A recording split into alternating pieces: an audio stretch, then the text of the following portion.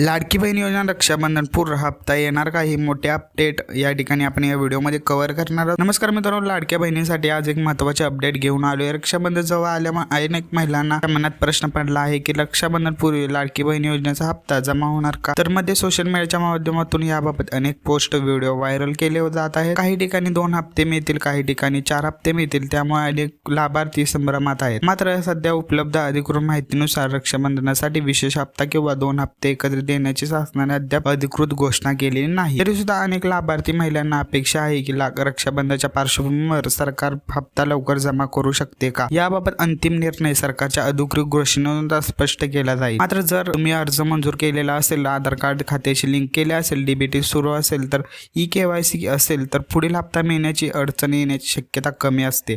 मात्र म्हणून सोशल मीडियाच्या माध्यमातून कोणत्याही अफवावर विश्वास ठेवू नका। फक्त शासनाच्या योजनेच्या अधिकृत वेबसाईटवर विश्वास ठेवा।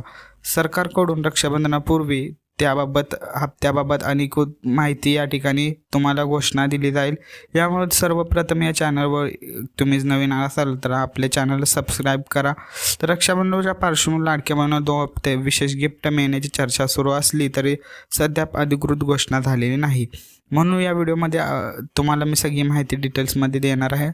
तर लाडकी बहिणी रक्षाबंधनाचे खात्यात एकाच वेळी 2 हप्ते जमा केले जातात। मात्र सरकारने गिफ्ट मिळाले आहे का नाही हे अजून सांगितलं नाही। तर नमस्कार मित्रांनो, एजे गव्हर्नमेंट अपडेट्स या यूट्यूब चॅनलमध्ये तुमचं स्वागत आहे।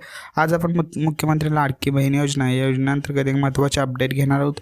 रक्षाबंधनाच्या पार्श्वभूमीवर अनेक चर्चा सुरू होत असल्या महिलांकडून विशेष गिफ्ट मिळणार, पात्र याबाबतचं खरं सत्य काय आहे या अधिकृत माहिती सांगतोय।